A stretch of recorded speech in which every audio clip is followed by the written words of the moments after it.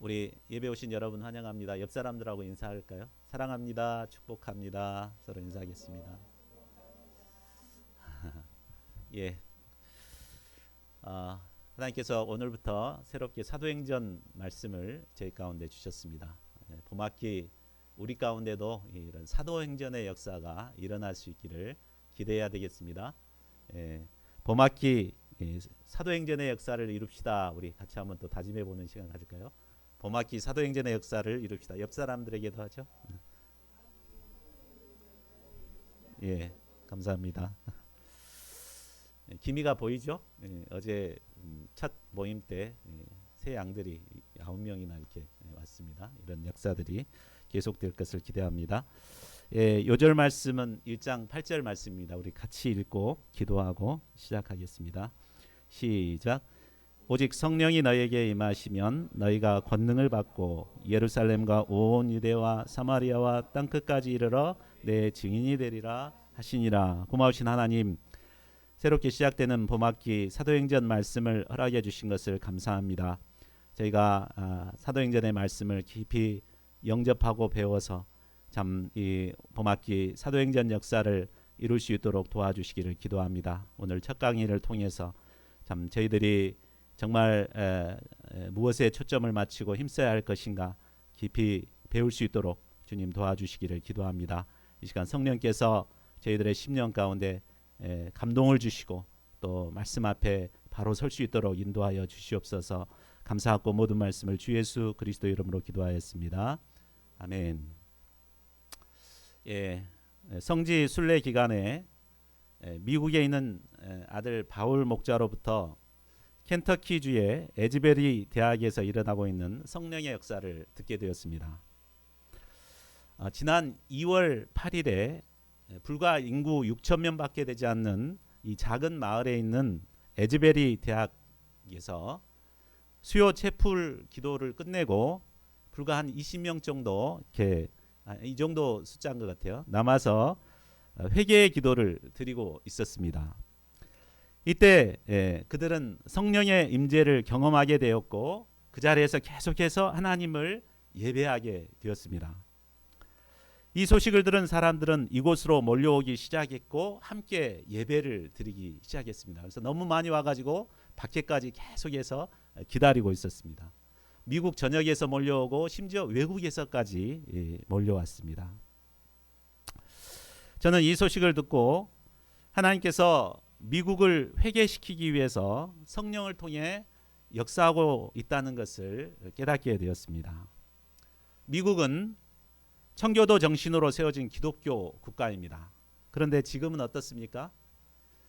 물론 공식적인 행사를 할 때 성경을 가지고 이렇게 기도를 합니다. 근데 기도할 때 목사님들 초청한 목사님들한테 당부한다고 그럽니다. 마지막 기도 끝에 예수 그리스도의 이름으로는 절대 기도하지 말아라. 그리고 모든 신들의 이름으로 기도합니다. 이렇게 하라고 가르친다고 합니다. 또 학교에 들어가면 학생들에게 성별이 남자와 여자만 있는 게 아니다. 또 다른 다양한 성별들이 있다. 그러니까 너가 정말 남자가 아닐 수도 있으니까 한번 어떤 성인지 한번 찾아봐라. 이렇게 교육을 한다고 합니다. 참 얼마나 참 가슴 아픈 일인지 모릅니다. 하나님께서는 에즈베리의 부흥을 통해 이런 미국이 다시 회개하고 청교도 정신을 회복하기를 원하십니다. 또한 무기력하게 지내고 있는 캠퍼스 지성인들을 깨우는 역사를 이루고 있습니다. 그래서 미국의 캠퍼스뿐만 아니라 이것에 자극받은 온 나라의 캠퍼스들이 지금 이게 성령의 운동을 다시 시작하고자 움직이고 있습니다. 자, 하나님께서는 절망적인 시대에 이 성령의 충만함을 받은 사람들을 통해서 일하시는 분이십니다. 우리가 하나님께 쓰임 받는 일꾼이 되기 위해서는 먼저 성령 충만함을 받아야 합니다.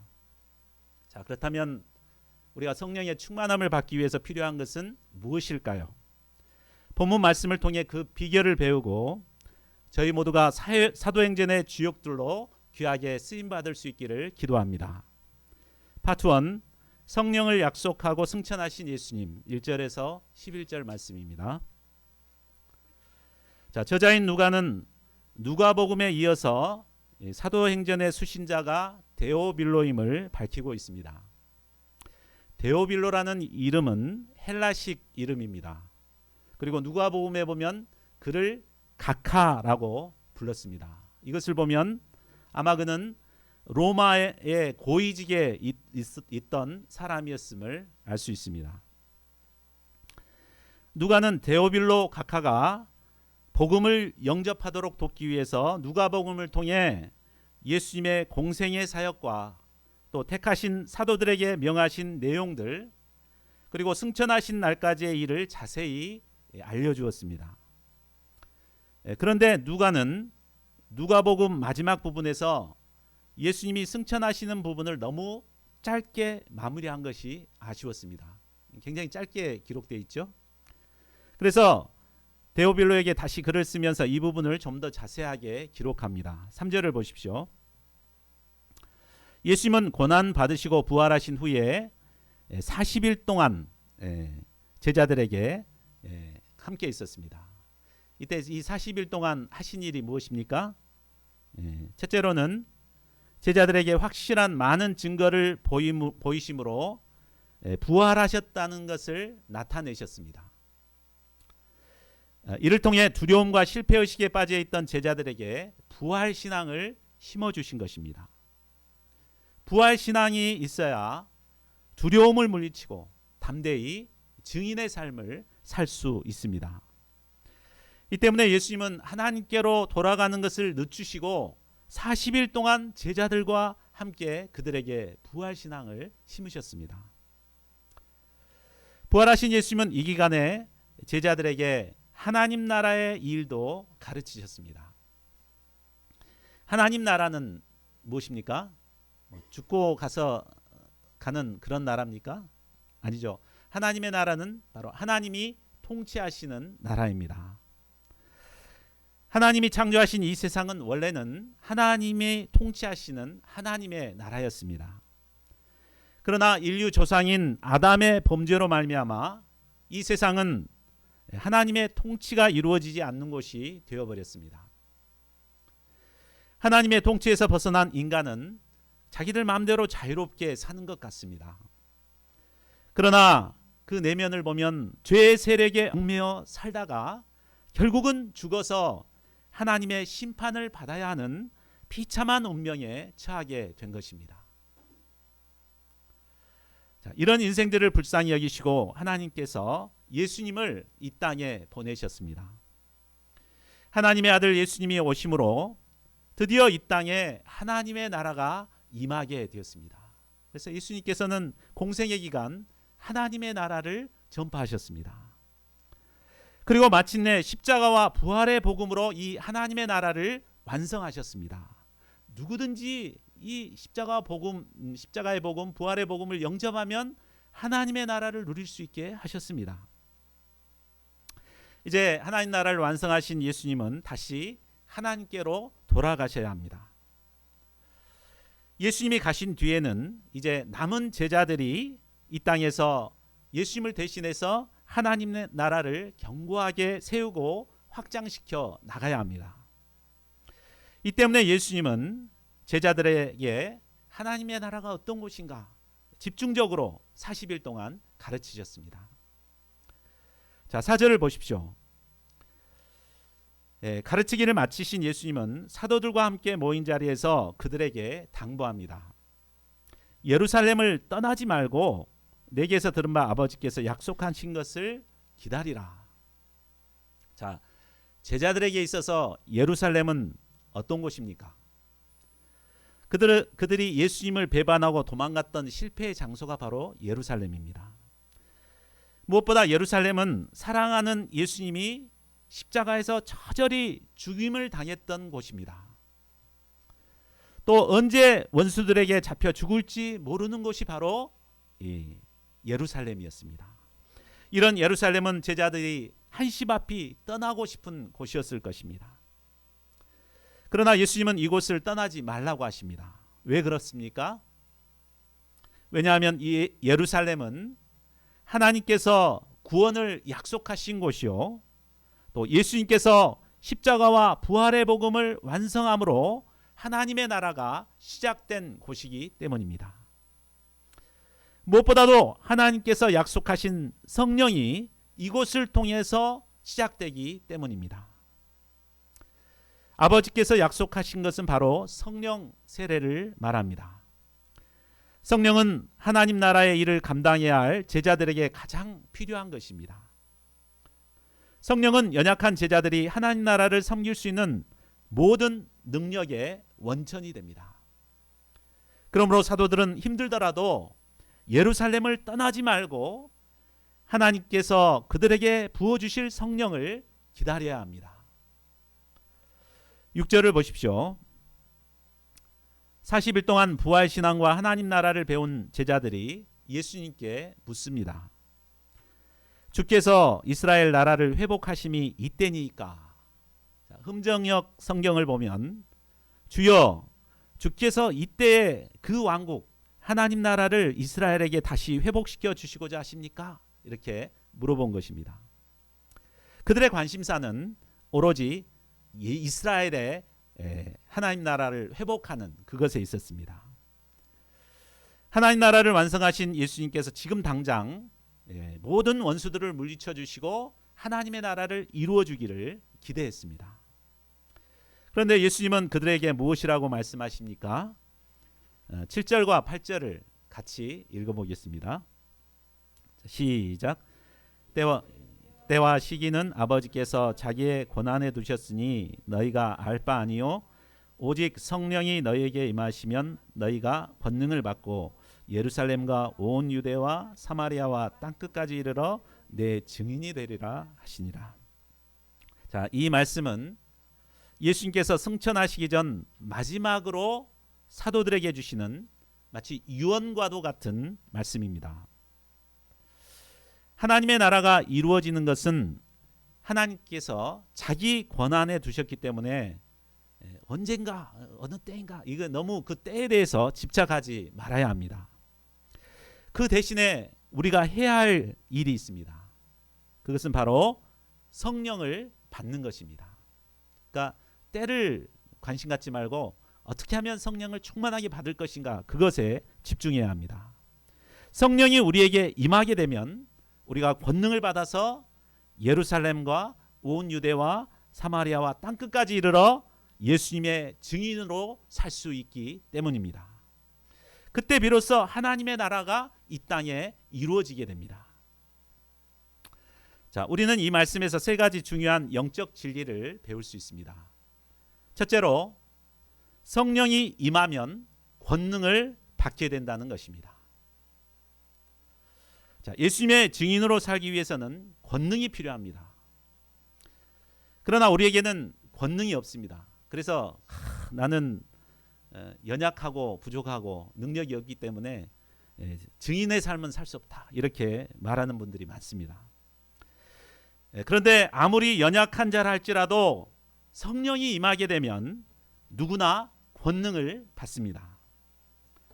복음서에 나타난 제자들은 아주 연약하고 문제 많고 소심하고 두려움이 많던 자들이었습니다. 그러나 사도행전에 나타난 제자들은 어떻습니까?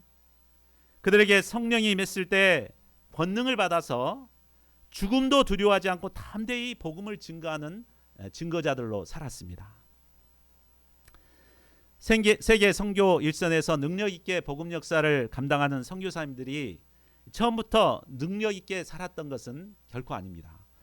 지난주에 선교 보고를 했던 우리 송이삭 선교사님 선교 보고 들었잖아요. 근데 이분이 이제 그 한국에 있을 때는 굉장히 연약한 외지 학사였습니다.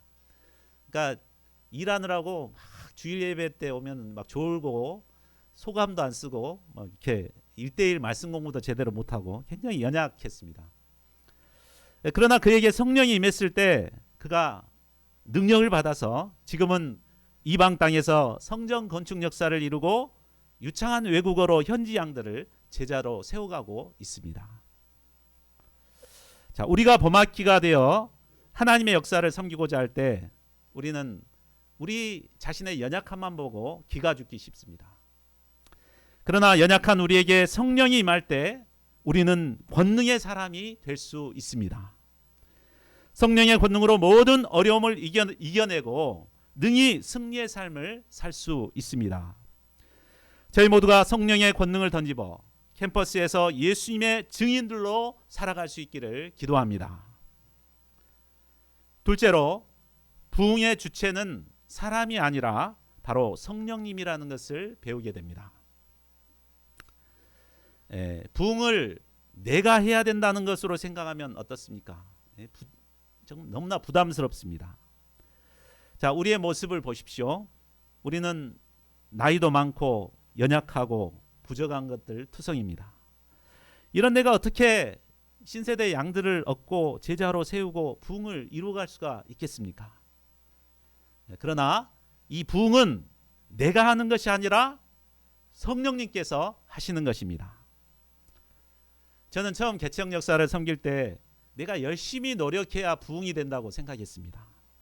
그래서 어떻게 하면 부흥을 할 수 있을까 막 머리를 싸매고 몸부림치는 투쟁을 했습니다.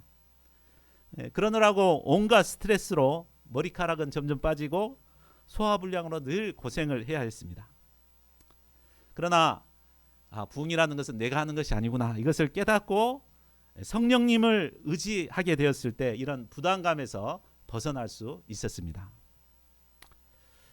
자, 우리가 이 성령님께서 부흥을 이루신다, 이것을 알고 우리가 성령님을 의지하는 것이 필요합니다. 그런데 성령님을 의지할 때 중요한 것은 성령님이 말씀하시는 그 말씀에 순종하는 자세를 갖는 것입니다. 성령이 이렇게 원하시는데 나는 내 마음대로 해버리면 이게 성령의 역사를 이룰 수가 없잖아요. 나는 성령의 도구로 성령께서 역사하실 때 이렇게 아멘하며 순종할 때 성령께서 나를 통해서 이 부흥의 역사를 이루어 가시는 것입니다. 이번에 에즈베리 부흥의 이면에는 성령의 음성에 순종한 한 사람의 헌신이 있었습니다. 중국계 말레이시아인인 이 홍투레 교수는 에즈베리 대학의 방문 교수로 와서 성령의 음성을 들었다고 합니다. 그 음성은 바로 직장 그만두고 풀타임으로 에즈베리의 부흥을 위해서 기도해라 라는 음성이었다고 합니다. 직장을 그만두면 누가 밥 먹여줍니까? 절실한 문제인데 직장 그만두고 이렇게 풀타임으로 섬기라고 했을 때 그는 이게 정말 하나님의 음성인가 이제 확인해보고 성령의 음성이라는 것을 깨달았을 때 믿음으로 결단을 하게 됩니다. 또 2020년 여름에는 회개하라, 부흥을 위해서 기도하라, 그런 사인을 들고 기도하라는 방향을 주어서 항상 저렇게 그 사인을 들고 또 메고 캠퍼스에서 기도를 했다고 합니다. 이런 성령께서 이렇게 방향을 주실 때 순종했기 때문에 이런 에즈베리의 부흥이 일어날 수 있었던 것입니다. 우리 가운데도 부흥을 기대합니다. 우리 가운데 부흥이 일어나기 위해서는 우리도 성령의 말씀에 순종하는 자세가 필요합니다.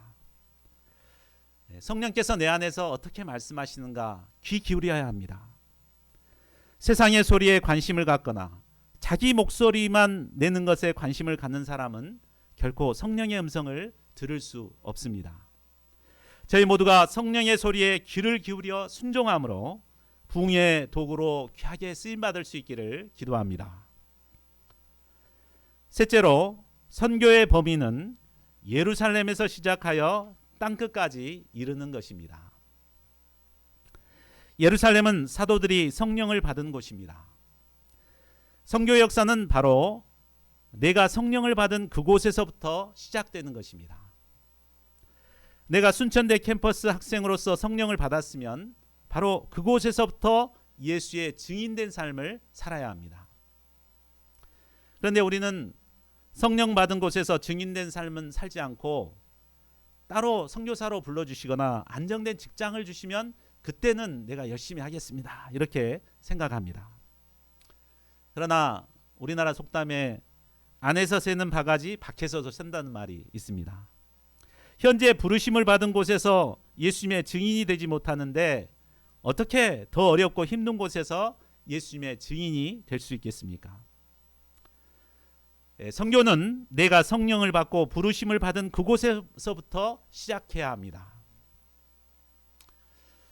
우리는 먼저 성령을 받은 이곳 순천대 캠퍼스에서 예수님의 증인된 삶을 살아야 합니다. 그래야 할 때 하나님은 우리를 온 한국과 땅끝까지 이르러 예수님의 증인이 되게 하실 것입니다. 자, 9절을 보십시오. 이 말씀을 마치시고 예수님은 제자들이 보는데 하늘로 올라져 가셨습니다. 제자들은 지금껏 예수님만을 바라보며 여기까지 따라왔습니다. 그러나 이제는 더 이상 따라갈 수가 없습니다. 어떻게 하늘로 올라갈 수 있겠어요? 예수님이 없는 그들은 앞으로 무엇을 해야 할지 막막했습니다. 예수님이 그냥 다시 내려오시기를 바라는 마음으로 계속해서 올라가신 곳을 쳐다보고 있었습니다. 그런데 이때 흰옷 입은 두 천사가 곁에서 이런 그들을 책망합니다. 11절을 보십시오. 갈릴리 사람들아 어찌하여 서서 하늘을 쳐다보느냐. 너희 가운데서 하늘로 올려지신 이 예수는 하늘로 가심을 본 그대로 오시리라. 이제 제자들은 하늘로 올라가신 예수님만 바라보지 말아야 합니다. 다시 오실 예수님을 소망하며 예수님의 증인된 삶을 살아야 합니다. 제자들에게 사명을 주신 예수님께서는 우리에게도 동일한 사명을 주셨습니다. 자, 오직 성령이 너희에게 임하시면 너희가 권능을 받고 예루살렘과 온 유대와 사마리아와 땅끝까지 이르러 내 증인이 되리라. 바로 우리에게도 이 사명을 주셨습니다. 우리가 이 말씀을 붙들고 봄학기 예수님의 증인들로 살아가는 저희 모두가 되기를 기도합니다. 자, 파트 2 마음을 같이하여 기도에 힘쓴 성도들 12절에서 15절 상반절입니다. 예수님이 승천하신 후 제자들은 감람원이라는 산에서 예루살렘으로 돌아왔습니다. 감람산은 안식일에 가기 알맞은 길이었습니다. 저도 이번 성지순례에서 이렇게 찍어온 사진인데 감람산 입구에서 이렇게 호텔에서 이렇게 찍은 사진입니다. 앞에 이렇게 예루살렘이 그대로 보입니다. 그러니까 굉장히 가까운 곳이죠. 자, 예수님이 승천하신 후 제자들은 예루살렘을 떠나지 말라는 말씀에 순종하여 예루살렘으로 돌아왔습니다. 자, 13절을 보십시오. 예루살렘에 돌아온 제자들은 그들이 유하는 다락방으로 올라갔습니다. 자, 우리말에 다락방이라고 하니까 조그마한 것 같지만 이 보십시오. 굉장히 넓죠. 이 홀의 한 3배 정도 크기, 이 정도 됩니다. 예. 이곳은 예수님과 제자들이 마지막 만찬을 했던 마가의 다락방입니다. 15절에서 이곳에 120명이 모였다고 한 것을 보면 아주 큰 방이었음을 알 수 있습니다. 자, 13절과 14절을 보십시오. 마가의 다락방에 모인 첫 성도들을 열거하고 있습니다. 자, 이곳이 바로 첫 교회라고 볼 수 있습니다. 자, 이들은 크게 3부류의 사람들입니다. 첫 번째 부류는 예수님의 11 제자들입니다. 누가는 예수님의 11명의 제자들의 이름을 순서대로 기록하고 있습니다. 자, 복음서를 보면 이들은 예수님만 없으면 서로 누가 크냐 하며 날카롭게 경쟁하던 자들입니다. 두 번째 부류는 예수님을 따르던 여인들이었습니다. 그들은 모두 예수님을 따르며 헌신적으로 섬겼던 여인입니다. 예수님이 십자가에 달리실 때 제자들은 다 도망갔지만 이들은 끝까지 예수님을 따른 충성스러운 여인들입니다. 그런데 여자라는 것 때문에 제자들에게 무시를 많이 당했습니다. 세 번째 부류는 예수님의 모친과 가족들입니다. 그런데 복음서를 보면 그들은 예수님께 대한 믿음이 없었습니다. 예수님 미쳤다고 생각하고 막 데려가려고 하다가 제자들과 막 갈등을 일으켰습니다. 자, 이처럼 보면 마가의 다락방에 모인 120명들 첫 교회의 교인들이죠. 이들은 도저히 서로 함께하기가 어려운 사람들이었던 것을 알 수 있습니다. 자, 그러면 이들이 다락방에 모여서 한 일이 무엇입니까? 먼저는 더불어 마음을 같이 했습니다. 자, 앞서 살펴봤듯이 이들은 함께하기가 어려운 자들이었습니다. 그러나 작은 공간에서 서로 함께할 수 있었던 것은 마음이 하나가 되었기 때문입니다. 아무리 숫자가 적은 모임이라 해도 마음이 하나 되지 못하면 함께할 수가 없습니다. 모이기도 힘들고 모였다 하면 그릇 깨지는 소리가 들립니다. 반면에 아무리 많은 수가 모였다 하더라도 마음을 합하게 되면 일사불란하게 모이게 되고 잡음 없이 한 목소리를 내게 됩니다. 자, 하나 되기 어려운 그들이 마음을 같이 할 수 있었던 비결이 무엇일까요? 그것은 자기 각자의 생각을 내려놓고 예수님의 뜻에 마음으로 순종했기 때문입니다. 우리나라 속담에 사공이 많으면 배가 산으로 간다고 했습니다. 서로 자기가 옳다고 자기 생각만 하고 자기 주장만 하게 되면 결국은 뜻하지 않은 곳으로 가게 됩니다.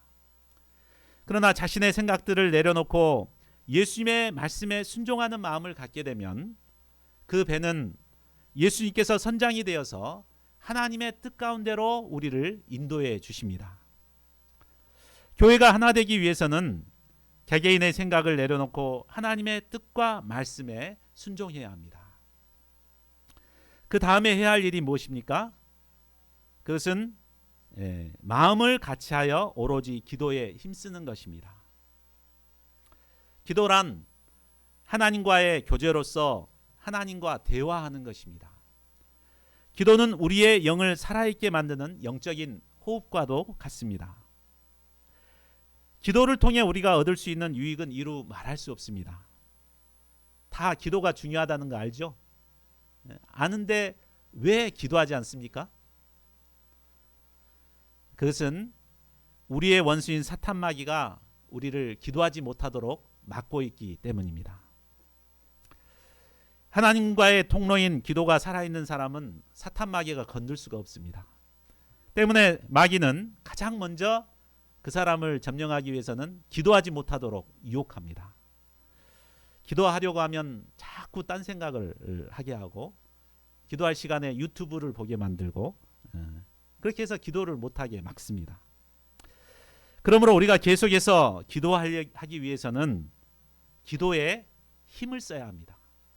그냥 해야지 이렇게 놓고 있어서는 안 되고 시간이나 장소를 정해놓고 어쩌든지 그때는 뭐 천하없는 일이 있더라도 기도해야 되겠다 이렇게 하고 힘써 투쟁하는 것이 필요합니다.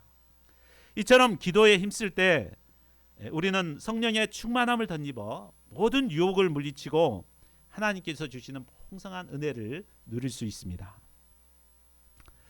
무엇보다 우리는 기도를 통해 성령의 충만함을 받을 수 있습니다. 마가 다락방에 120명의 성도들이 마음을 합하여 기도하기를 힘썼을 때 오순절 성령 강림이 그들에게 임하게 되었습니다. 우리가 비록 작은 모임이지만 마음을 합하여 기도할 때 우리 가운데 놀라운 성령의 역사가 일어나게 될 것입니다. 저희 모두가 마음을 합하여 기도에 힘쓰므로 성령의 충만함을 덧입고 봄학기를 승리할 수 있기를 기도합니다. 파트 3 성령의 그릇을 이룬 제자들 15절 하반절에서 26절입니다. 자, 기도하는 중에 베드로에게 한 가지 걸리는 문제가 있었습니다. 그것은 바로 가룟 유다 문제였습니다. 자, 유대인들에게 있어서 12이라는 숫자는 대단히 중요한 숫자였습니다. 이스라엘의 지파가 몇 지파죠? 12지파입니다. 또 예수님께서는 새로운 이스라엘을 이루기 위해서 12제자들을 사도들로 삼으셨습니다. 그런데 가룟 유다가 배반함으로 그 그릇이 깨져버렸습니다.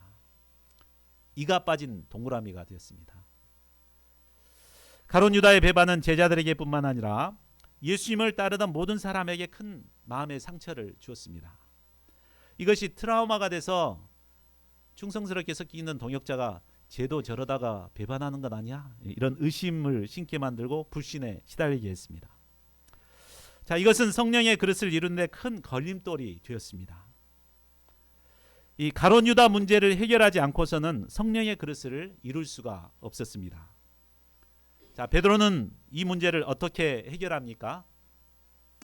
첫째로 유다의 배반은 성경의 예언이 응한 것임을 영접하게 됩니다. 16절을 보십시오. 형제들아, 성령이 다윗의 입을 통하여 예수 잡는 자들의 길잡이가 된 유다를 가리켜 미리 말씀하신 성경이 응하였으니 마땅하도다. 자, 베드로가 인용한 말씀은 바로 시편 41편 9절입니다. 내가 신뢰하여 내 떡을 나눠 먹던 나의 가까운 친구도 나를 대적하여 그의 발꿈치를 들었나이다. 이 구절입니다. 여기서 발꿈치를 들었다는 말은 주인이 애지중지 길러준 그 당나귀가 주인을 발로 걷어찬 것을 의미합니다. 베드로는 이 성경 구절을 묵상하면서 아하, 하나님께서 이미 예정하신 일이 이루어졌구나 라고 깨닫게 되었습니다. 결국 베드로는 하나님의 말씀을 통해 배반의 상처를 치유받을 수 있었습니다. 우리 마음 가운데 풀리지 않는 이런 문제들이 있죠. 그런데 성경 말씀을 탁 묵상하다가 그 말씀이 탁 와닿을 때 어쩌습니까? 그 문제가 확 풀어지는 것을 경험하게 됩니다. 베드로는 이 말씀을 읽다가 그 문제를 깨달았습니다. 자, 둘째로 배반한 자의 최후가 얼마나 비참한가를 증거합니다. 17, 18절을 보십시오. 가룟 유다는 12 제자 중 예수님의 특별한 신임을 받아 재정 총무를 맡았습니다. 그런데 이런 그가 은 30을 받고 예수님을 원수에게 팔아넘겼습니다. 가룟 유다는 뒤에 이를 후회하고 결국 목을 매 자살을 합니다. 그러다 몸이 아래로 곤두박질해 배가 터져 나오고 창자가 다 흘러나와 죽는 비참한 최후를 맞이하게 되었습니다. 자, 그런데 이런 말을 하는 베드로라고 해서 그렇게 의로운 사람이 아니었습니다. 베드로가 어떤 자였습니까? 예수님을 3번이나 모른다고 저주하면서까지 부인했던 자였습니다. 어떻게 보면 가룟 유다나 베드로나 별 다를 바 없는 죄인이었습니다. 그러나 어떤 차이가 있습니까? 가룟 유다와 베드로의 다른 점은 베드로는 자신의 잘못을 눈물로 회개했다는 것입니다. 그는 진정으로 회개함으로 예수님과의 관계가 회복되었습니다. 반면에 가룟 유다는 회개하지는 않고 후회만 하다가 결국 자살을 하는 비참한 최후를 맞이하게 됩니다. 자, 셋째로 베드로는 말씀에 기초하여 빈자리를 채웠습니다. 20절을 보십시오. 베드로는 시편 말씀에 기초하여 가룟 유다의 직분을 타인이 취하도록 새롭게 방향을 잡습니다. 그리고 가룟 유다의 축복을 취할 사람의 조건을 2가지로 제시합니다. 21절과 22절을 보십시오. 그 하나는 요한의 세대부터 예수님의 승천 때까지 사도들과 더불어 예수님과 같이 동행했던 사람이어야 했습니다. 중간에 와갖고 이렇게 했던 그런 사람은 다 필요 없고 처음부터 끝까지 함께했던 사람이어야 했습니다. 또 하나는 11 사도들과 더불어 예수님을 증언할 사람이어야 했습니다. 소극적으로 막 하는 사람들은 안 되고 참 함께 동역할 수 있는 그런 사람이어야 됐습니다. 자, 이 까다로운 조건에 2사람이 추천이 되었습니다. 23절을 보십시오.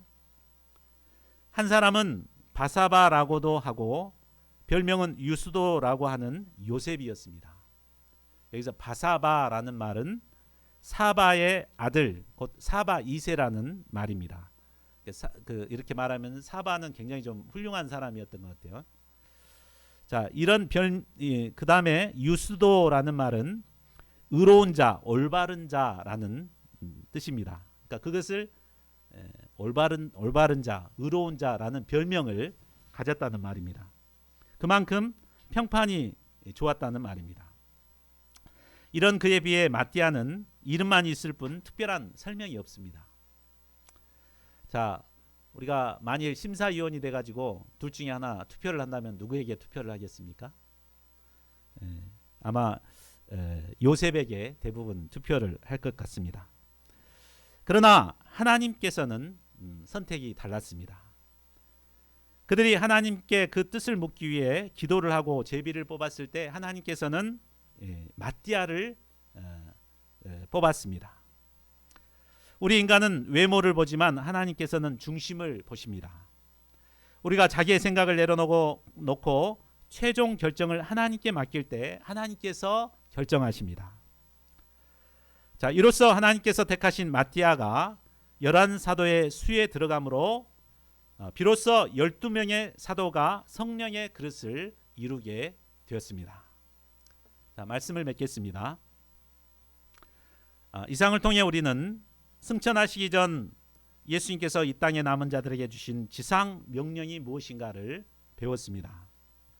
또 이 명령을 받은 성도들이 어떻게 준비했는가도 배웠습니다.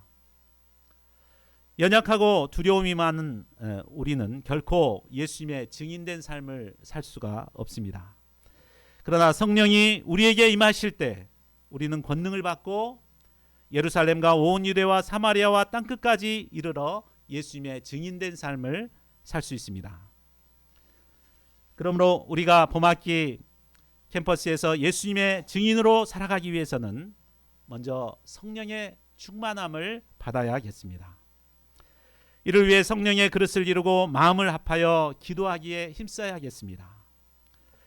에즈베리에 임하신 성령께서 우리 가운데 충만하게 임하심으로 우리 가운데도 놀라운 성령의 역사가 일어날 수 있기를 간절히 기도합니다. 우리 요절 말씀 읽고 함께 기도하는 시간 갖겠습니다.